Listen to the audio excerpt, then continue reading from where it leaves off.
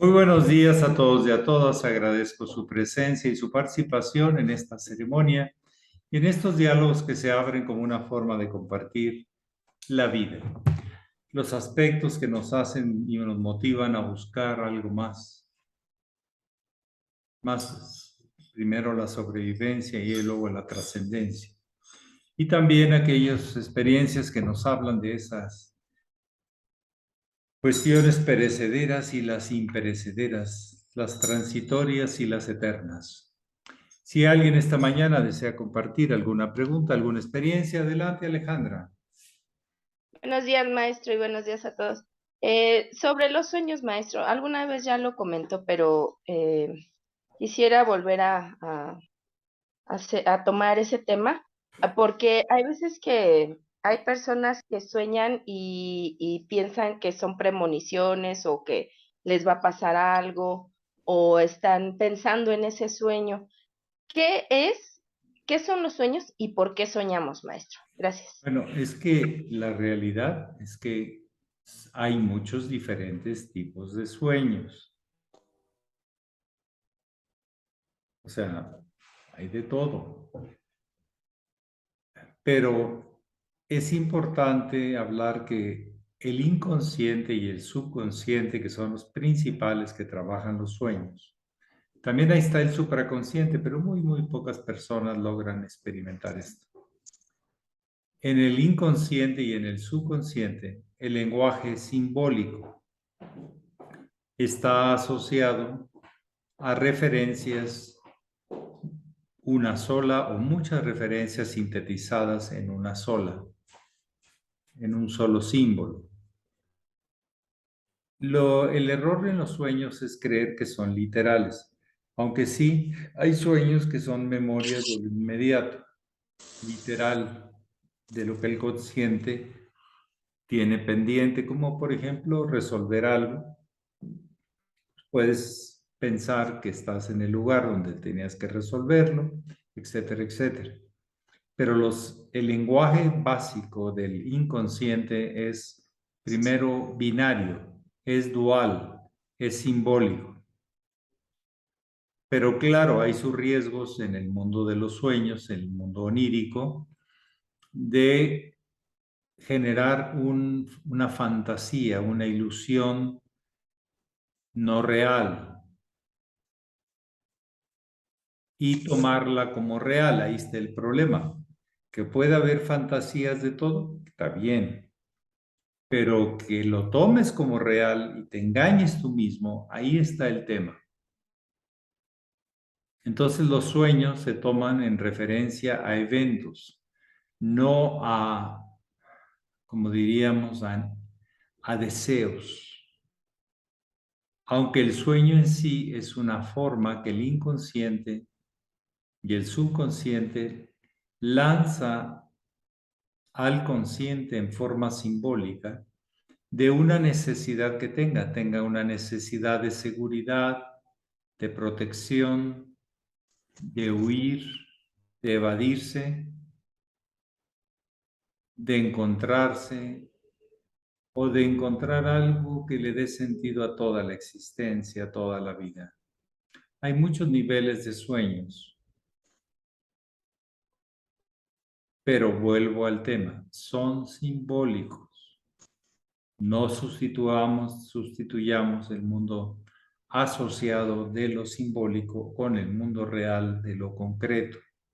Ahí estaría uno de los trabajos a aprender a realizar. ¿Puede haber premonitorios? Sí. ¿Que son muy escasos? Sí. Y muchas veces el mismo sistema psíquico genera en base a probabilidades y en base a las historias que tiene o figuras que tiene, los componentes del sueño o de la premonición. Pero recordemos que así como nosotros tenemos un inconsciente personal y un subconsciente personal integrado en nuestra persona, en nuestro ser humano, También hay inconscientes colectivos o de carácter social, familiar, planetario, galáctico, universal. El empirio, diferentes niveles de centro de todos los centros. Todo esto se va uno aclarando en el camino.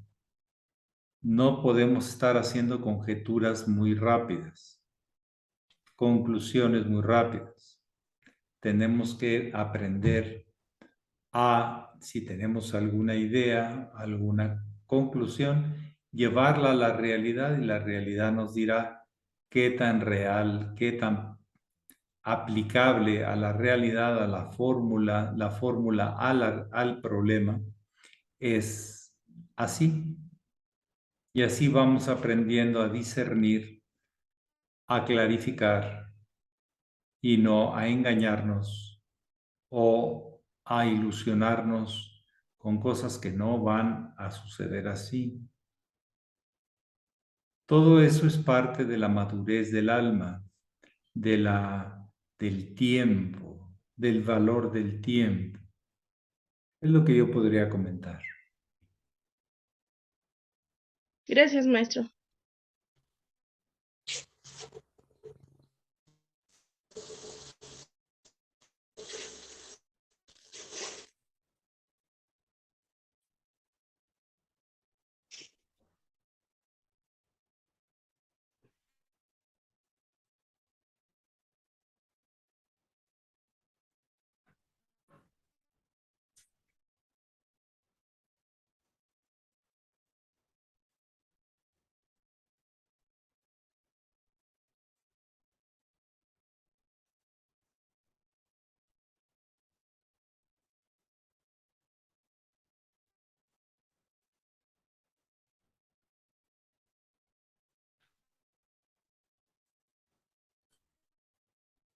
Ustedes tienen la palabra. Buenos días, muy honorable Sachela. Hola, Alejandro Esparza. Sí, algo ahí reconozco esa voz. Hasta con el gallo mañanero. Sí, No, se lo digo y quiero explicar que, bueno, que somos compadres y amigos de hace mucho tiempo y que sí, valen esas cosas que uno le conoce a los compadres. así es, compadre. Y que usted me conoce también. ¿Qué pasó? Adelante, don Oye, Alejandro. a veces se dice que el sufrimiento es causa de pues de nosotros mismos, ¿verdad? De nuestro destino.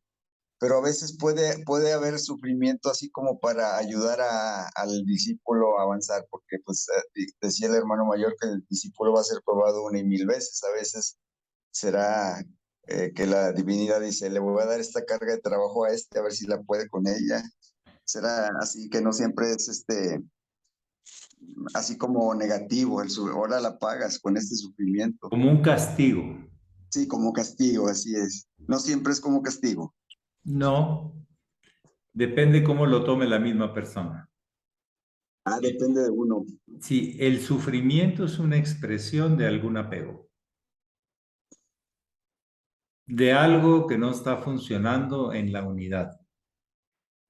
La enfermedad o la disfuncionalidad se da cuando todos los órganos no pueden cooperar para el éxito de continuar sin agentes que no estén integrados al todo funcional.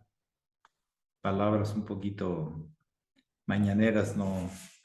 Pero el Buda decía que el origen de nuestro sufrimiento, que sí existe, es los apegos. Y los apegos a la ignorancia profunda de nuestra verdadera naturaleza. Y que hay un camino para trascender eso, el seguir el camino del centro, el camino de la integración. Entonces, hay una cuestión. Más bien, el Buda decía que existe el dolor. El sufrimiento es lo que nosotros le añadimos como angustia, de que no lo aguanto, de que no esto, de que porque a mí, nuestras dudas, nuestra falta de aceptación de los procesos de la vida que son sabios en el largo plazo.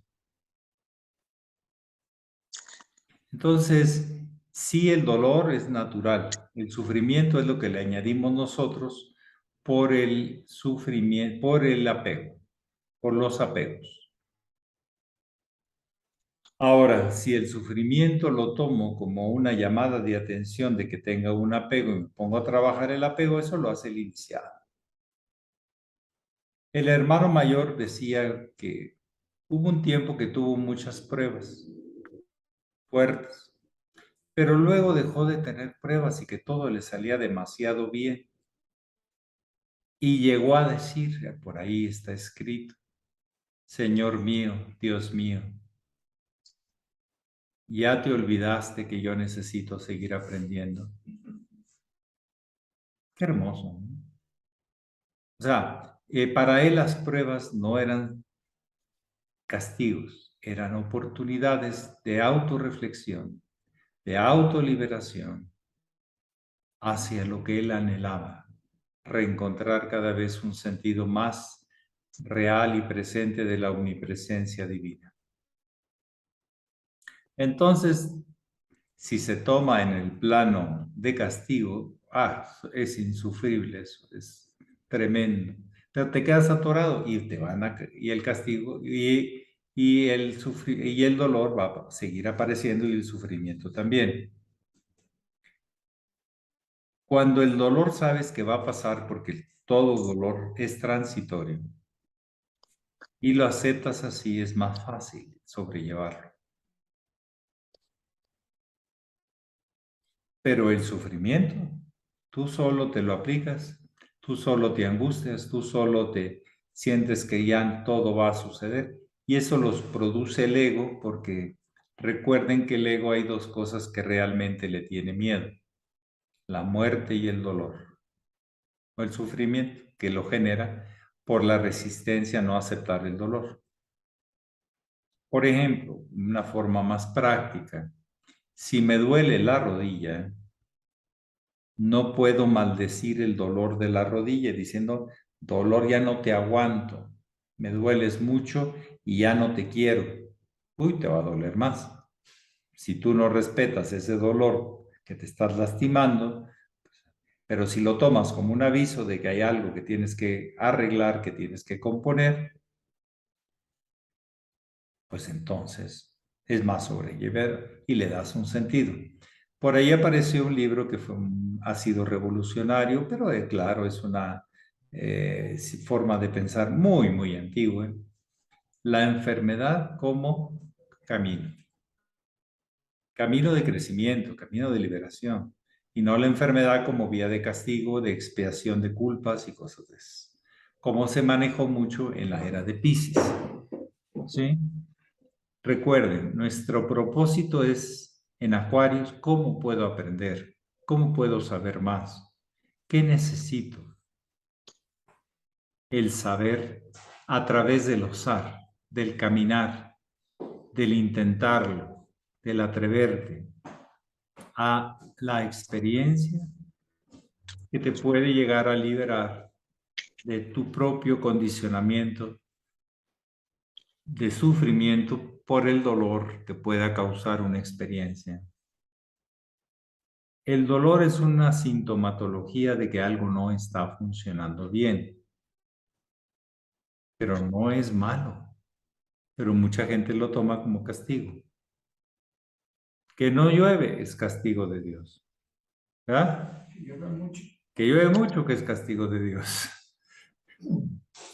etcétera, etcétera. Somos muy particulares los humanos. ¿Cómo tenemos capacidad de generar justificaciones, excusas y hasta mentiras hasta papá Dios? Falsearlo no es castigo, simplemente es un contraste de lo que habías tenido también para que lo valores. Bueno, hasta ahí puedo compartir hoy. Es lo que me nace en base a su buena pregunta, porque es una pregunta de mucho fondo. Adelante, si alguien tiene una pregunta, algún comentario. Sí, J. Natividad. La costumbre a veces. Muy buenos días, querido maestro, queridos hermanos, todos. Bueno, esta no es una pregunta de mucho fondo, a lo mejor es muy superficial, pero que me llegó a la mente esta duda. El significado, maestros, ¿qué nos puede compartir del anillo de compromiso en un noviazgo? ¿Tiene algo interesante o nada más? Es una promesa compartida, por eso se dice de Gracias. compromiso, una promesa compartida. El anillo representa en el dedo de Venus, es el dedo de Venus, que buscaremos la armonía, que buscaremos el complemento, que buscaremos ver el círculo completo de la vida. El círculo es símbolo de la manifestación de la existencia y por eso se coloca en el dedo de Venus. Preferentemente de oro porque habla de conductividad. Hay gente que porque de prestigio y de caché y de presumir y de... cada quien le compone la canción como la trae, tiene ganas de escuchar. Pero sí, el anillo de compromiso es parte de un ritual muy antiguo de una promesa compartida. Una afirmación profunda a lo que estamos buscando en común y ponemos lo mejor de los dos. La promesa de compromiso va también con la parte verbal, cuando se pone el anillo, que dice así: me comprometo, ¿cómo va? Gracias. A estar en la enfermedad y en la salud, en la pobreza y en la riqueza, en la adversidad y en la bonanza. Ajá, entonces cuando te pones el anillito, nada más es el anillito para andarlo presumiendo ahí, echándole, como dicen, charolazos o lamparazos, ¿no? No. Refleja lo que tú afirmaste a lo que te comprometías. Una promesa mutua. ¿De qué? De lo que busco, de lo que quiero y de lo que encuentro en ti, en mí. Entonces el anillo es el símbolo de muchas cosas, pero básicamente es una promesa compartida.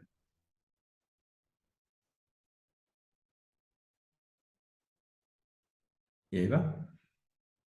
Entonces, la promesa, si el anillo no se pone así nomás, se pone bajo, con una promesa de algo, con una búsqueda de algo, con un compromiso.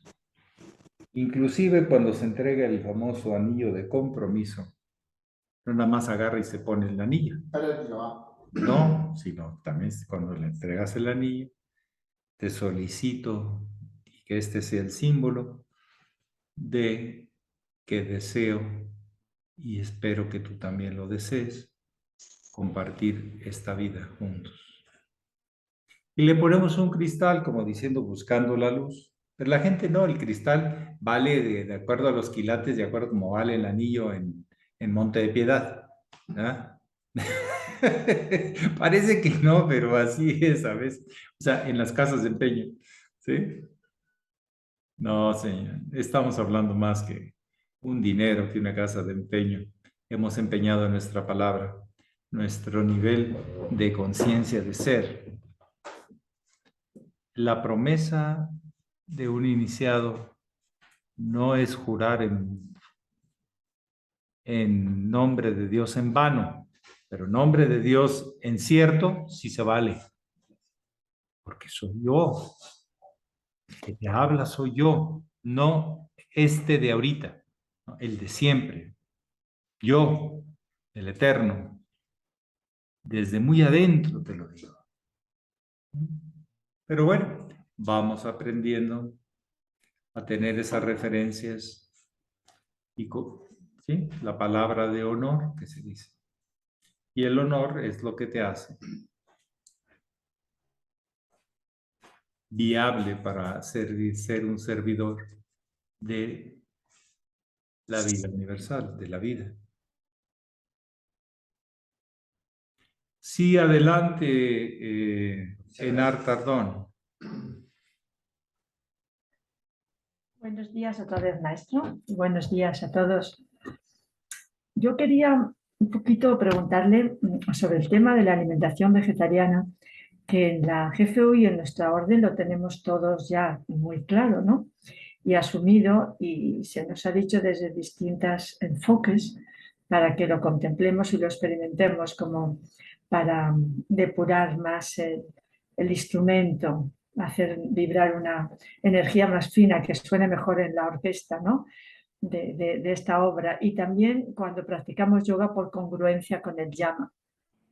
Sin embargo, tengo amigos dentro del budismo, que son budistas, que meditan mucho, que desarrollan la compasión ayudando en ONGs, que inclusive las han promovido, y la compasión a nivel individual, y ellos siguen tomando la carne, el pescado, el vinito, y después de comer una copita o un whisky a media tarde si van a bailar o al cine o así. Y claro, con estas personas no puedes comentar esto porque ellos se consideran muy espirituales y a veces pues se pueden enfadar, ¿no? Porque cuando uno va a comer y pide la alimentación vegetariana con ellos, hay personas que se sienten cuestionadas, ¿no? Simplemente porque tomemos esa opción delante de ellos, ¿no? Y hay otra alumna de aquí de yoga en nuestra zona que tiene más de 20 años de hacer yoga con nosotros. También es una mujer con una vocación de servicio muy clara que colabora. Sin embargo, ella nunca ha dado el paso de cambiar la alimentación, y cuando nosotros hablábamos en algún estudio Nani Yoga o así, ella se enfadaba y decía: ¿qué me queréis decir? ¿Que soy menos espiritual por no ser vegetariana, ¿no? Entonces es un tema polémico. ¿Cómo ve usted en otras líneas y tradiciones espirituales el que no contemplen esto? Gracias. Claro que lo contemplan. Mire, te voy a contar un poquito hasta donde yo sé la historia en el budismo de esto. El Buda dejó claro no matar. Discúlpenme. Está claro. Y él era vegetariano. ¿Sí? O sea, eso no hay duda en cuanto al canon Pali, o sea, a la fuente original de la enseñanza búdica. Pero en el tiempo algunos batallaron porque no encontraban qué comer. Y entonces pusieron como un inciso B para acomodarse, para no sentirse mal. Y dijeron: bueno, si no encuentras nada que comer y te ofrecen carne, la puedes comer. Pero eso ya fue agregado. Como dicen, el sordo no oye, pero bien que compone. Con todo el respeto, si alguien. Ahora, ¿qué veo yo? Disculpen, voy a expresar en forma honesta o hasta donde puedo. El consciente te puede decir muchas cosas y hasta, pero el inconsciente todavía tiene ganas de carne, lo necesita, le urge. Entonces, a lo mejor conscientes son personas muy buenas, pero a nivel inconsciente, todavía la violencia la tapan, la rechazan, la aíslan. Lo que contiene la matadera de animales. Es que no vamos a discutir sobre eso. Fíjate bien, si tú eres budista y sigues al Buda, no sigues las diferentes variantes, sino sigues la fuente original. El hermano mayor en su última conferencia, en su última ceremonia, lo deja muy claro.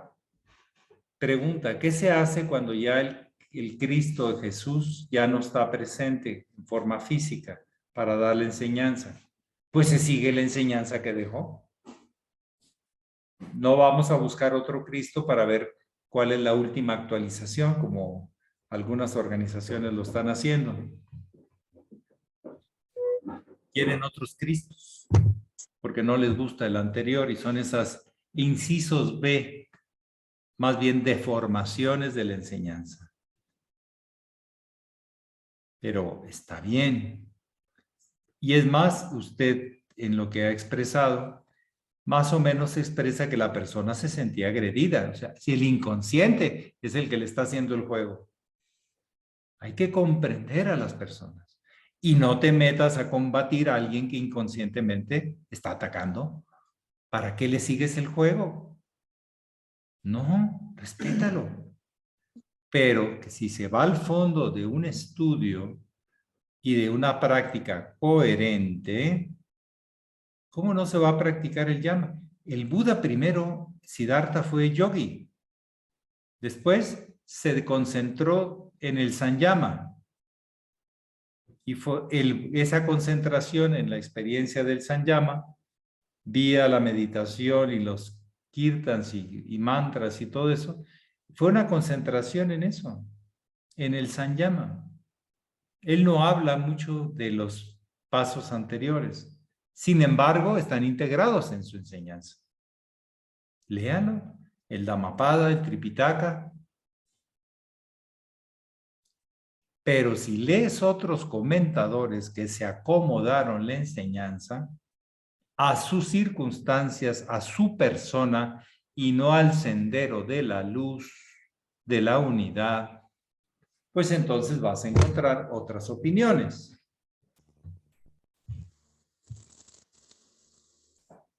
Pero la enseñanza, no matarás, es clara. El maestre de la Ferrier, el muy sublime maestre, el doctor de la Ferrier, enfatiza que en el fondo de todas las enseñanzas de la tradición siempre está la consigna, un mandamiento, pero más bien para mí sería una consigna. O sea, observa qué pasa cuando matas.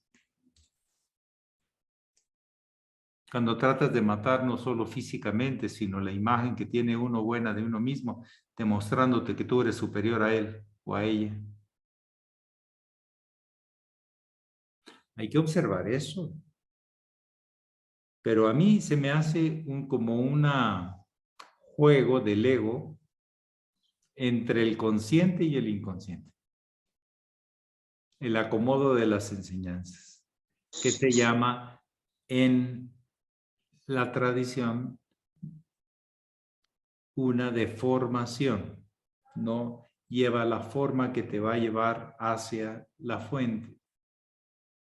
Vas a tener karma pendiente contigo mismo y con los demás. Buscaste solo la sobrevivencia y no la trascendencia. El Buda vino a enseñar el paso a la trascendencia y no nada más justificar todas las cosas en la existencia. Porque yo no quiero morir, porque no me quiero enfermar como carne. Esa es una justificación. Ahora, cada vez más, a nivel científico, hay menos justificantes de estar comiendo carne. ¿Sí? No digo que no haya, digo que hay cada vez menos. Entonces, por un lado está el juego que cada quien se hace a sí mismo, en el cual no podemos meternos. Ahí no debe haber metiches. Cada quien tiene que dilucidar sus propias ilusiones, sus propias justificaciones, sus propias excusas y entrar a la confrontación con uno mismo. ¿Para qué? Para saber realmente quién soy y no nada más lo que tengo, lo que me gusta y lo que yo quiero y lo que yo pienso y lo que yo siento y esos son acomodos. Porque naturalmente a ratitos tenemos un sentimiento, a ratitos tenemos un pensamiento, a ratitos es lo perecedero. El budismo busca lo imperecedero, pero claro, comprendiendo el paso y tránsito de las naturales necesidades de lo perecedero, de la existencia, de la sobrevivencia y de la eternidad que somos. En la no dualidad soy, que sería el nirvana. Pero bueno, ya no le llamó Samadhi, le llamó Nirvana. Hizo su propia visión del alcance del Sanyama. Pero váyanse a la fuente original y los primeros budistas y la enseñanza es de vegetarianos. Pero después hubo unos que ahí le arreglaron. ¿Ah? Al cabo que poquito no daña. Entonces alguien que lo consideraban maestro, pues entonces ya a sus discípulos ya les dijo, pues no hay problema, hombre, poquito no hace daño. ¿Sí? Y poquito no hace daño, y poquito no hace daño. Eso lo he escuchado hace poco en cuanto al vinito, en cuanto a la de lealtad en parejas, la otra, o sea, poquito no hay problema. Pero así empiezan en poquito y acaban en el muchito, normalmente. Porque es que no se trata de que si poquito o muchito, se trata de qué estoy realmente en lo más profundo de mí buscando. Eso es lo más importante. ¿Me explico? Y nos distraemos con razonamientos, excusas y justificaciones, con los muchitos o los poquitos. ¿Ah? Ay, no seas fanático. Y eso a la gente, ay, como yo no quiero ser fanático. Pues esa es tu opinión, pero yo no soy fanático, simplemente tengo claras las cosas. ¿Sí? Si tú no, pues está bien, yo te respeto. Tú eres el que no me quieres respetar y me quieres imponer que soy fanático. ¿Verdad? Hay cosas que es que eres religioso. Nos quieren asustar con el petate del muerto. No, el petate es el petate y el muerto es el muerto. ¿Verdad? Pero bueno, hay gente que trata de justificarse ganándole a los demás en argumentos que al final no dan propósito hoy, mañana y más adelante o siempre. Eso es lo que tenemos que buscar, que es lo imperecedero, pero lo vamos a ir encontrando, discerniendo sobre lo perecedero. Es lo que yo podría comentar. Maestro. Sí, adelante. Pero el otro lado de la moneda es creerse muy espiritual solo por ser vegetariano. Ah, no. También se da ese otro lado, ¿no? No, a veces vegetariano, una vez la fachada. Y adentro no ha cambiado mucho. Por eso yo hablé ahorita de no matar físicamente, pero a veces moralmente o emocionalmente queremos hacerle daño a otro. ¿Sí? O a veces nuestros pensamientos no son ecológicos o son que benefician al gran sistema, a la gran obra, sino son particularmente de intereses personales. Todo ese trabajo es permanente, de autoobservación, autoajuste. No podemos decir ya la hice, porque entonces viene el sopetón, el zapotazo, como decimos en México. ¿Sí se entiende el zapotazo? Hace cuando se cae al suelo y se desparrama todo, ¿no? Y ya no lo puedes volver a armar. No sé si el zapotazo fue por los sapos y las ranas o el zapotazo fue por los zapotes negros que se caen y se echan a perder en el piso. Nunca supe de dónde viene la frase, pero es lo mismo más o menos y le queremos entender. Si queremos entender el mensaje con cualquiera de los dos ejemplos, más o menos nos damos una idea. Pero bueno, el que no ve dónde pone los pies, ¿qué pasa? Lo más seguro es que se tuerza, se resbale y se caiga, ¿o no? No podemos, lo que se llama en las líneas ritualistas, decir la estricta observancia. Eso se maneja mucho en masonería. La estricta observancia. Pero el hermano mayor no nos lo decía así, tan pomposo, pero sí nos decía, no pierdan detalle. Pero con estilos un poquito más pomposo y una cosa más práctica, ¿no? Más real, así, más directa. Bueno, creo que ya estamos en la hora. ¿Sí? Ale tiene levantada su manita, A maestro. ver, la última. Y nos vamos. Gracias. Es que quería retomar lo que decía José Natividad del anillo de compromiso, ¿Por qué entonces cuando pasa el tiempo, o sea, si en ese momento está como muy enamorados o no sé, pasa el tiempo y ya se empieza a ver todos los defectos, ya no me gusta su forma de ser, y entonces se empieza a romper la relación o hay veces que se rompe, ¿no? Que llega hasta el divorcio, o sea, ¿por qué pasa eso, maestro? ¿Fue una ilusión? ¿Fue nada más un pedacito lo que se necesitaba de No, compartir? no, ¿O yo por creo qué? que son partes de un proceso. Al principio uno descubre el amor. Ay, qué bonito siento, mis hormonas, todo, wow. Uf. Pero el amor todavía que está en mí. Pero cuando empiezo a descubrir al otro o a la otra, hay susto y gusto de las dos. Y ahí es donde viene, pues luego las tendencias a que yo me quedo con lo mío y tú quédate con lo tuyo y ta. Es que son pasos. A veces nos atoramos en uno de los pasos. El paso más elevado es, siempre eres conmigo y siempre soy en ti. Más allá de tu personalidad. No amo al amor. Tuyo o mío, el amor es en los dos. Dejamos de tener sentido de posesión y regresamos al tema de la impersonalidad y desinterés personal. Pero son etapas y se tienen que vivir y se tienen que clarificar y se tienen que agradecer si queremos seguir hacia arriba, hacia las bodas místicas. Y la renovación de los contratos.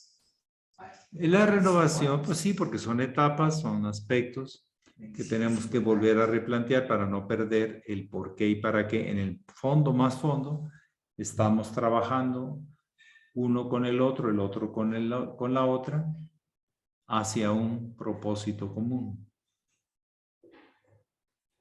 La iluminación. Pero muy pocos andan en ese rollo.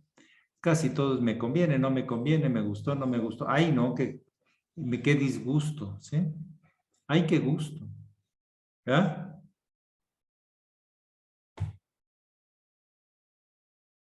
Pero hay de todo, hay de todo.